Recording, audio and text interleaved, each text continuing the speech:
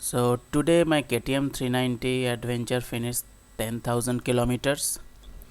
Finally, it took around 2 years, and over the years the front tank uh, got faded a little bit.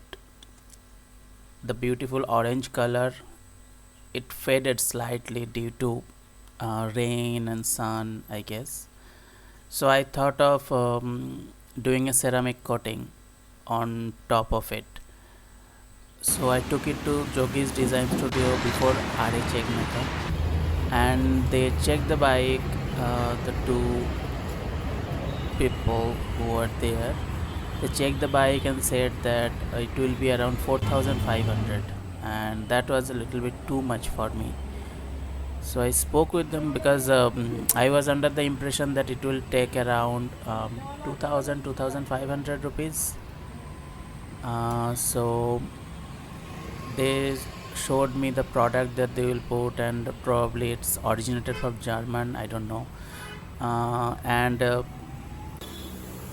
after some discussing, they reduced the price a little bit by 500 rupees, and I thought, okay, let's do it. Let's see how it goes.